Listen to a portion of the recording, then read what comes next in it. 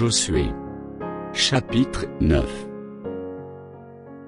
À la nouvelle de ces choses, tous les rois qui étaient en deçà du Jourdain, dans la montagne et dans la vallée, et sur toute la côte de la Grande Mer, jusque près du Liban, les Héthiens, les Amoréens, les Cananéens, les Phéréziens, les Éviens et les Jébusiens, s'unirent ensemble d'un commun accord, pour combattre contre Josué et contre Israël. Les habitants de Gabaon, de leur côté, lorsqu'ils apprirent de quelle manière Josué avait traité Jéricho et Haï, eurent recours à la ruse, et se mirent en route avec des provisions de voyage.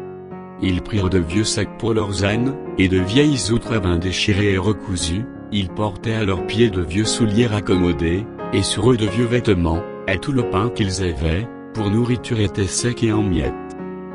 Ils allèrent auprès de Josué au camp de Gilgal, et ils lui dirent, ainsi qu'à tous ceux d'Israël, nous venons d'un pays éloigné, et maintenant faites alliance avec nous.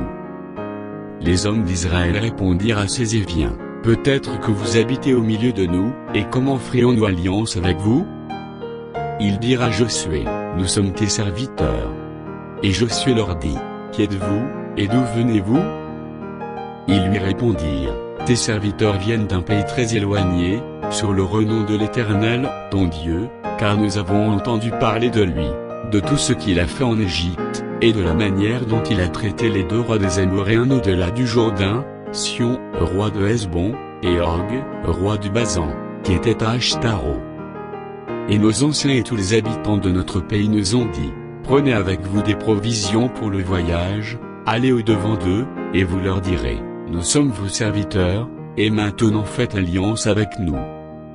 Voici notre pain, il était encore chaud, quand nous en avons fait provision dans nos maisons, le jour où nous sommes partis pour venir vers vous, et maintenant il est sec et en miettes. Ces outres et vins, que nous avons remplis toutes neuves, les voilà déchirés, nos vêtements et nos souliers se sont usés, par l'excessive longueur de la marche. Les hommes d'Israël prirent de leurs provisions, et ils ne consultèrent point l'Éternel. Josué fit la paix avec eux, et conclut une alliance, par laquelle il devait leur laisser la vie, et les chefs de l'assemblée le leur jurèrent. 3 jours après la conclusion de cette alliance, les enfants d'Israël apprirent qu'ils étaient leurs voisins, et qu'ils habitaient au milieu d'eux.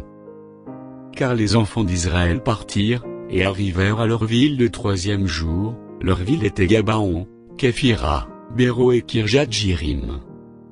Ils ne les frappèrent point, parce que les chefs de l'assemblée leur avaient juré par l'Éternel, le Dieu d'Israël, de leur laisser la vie.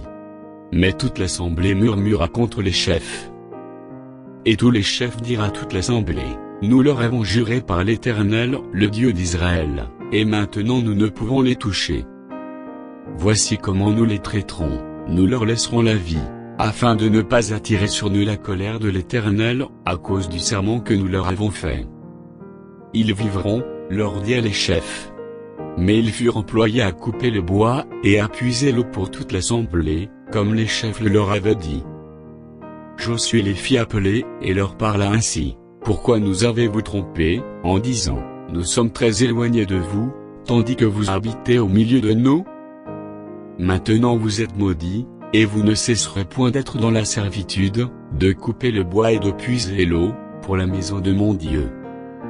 Ils répondirent à Josué, et dirent, on avait rapporté à tes serviteurs les ordres de l'Éternel, ton Dieu, à Moïse, son serviteur, pour vous livrer tout le pays, et pour en détruire devant vous tous les habitants, et votre présence nous a inspiré une grande crainte pour notre vie. Voilà pourquoi nous avons agi de la sorte. Et maintenant nous voici entre tes mains, traite-nous comme tu trouveras bon et juste de nous traiter. Josué agit à leur égard, comme il avait été décidé, il les délivra de la main des enfants d'Israël, qui ne les firent pas mourir. Mais il les destina dès ce jour à couper le bois, et à puiser l'eau pour l'assemblée, et pour l'autel de l'Éternel dans le lieu que l'Éternel choisirait, ce qu'ils font encore aujourd'hui.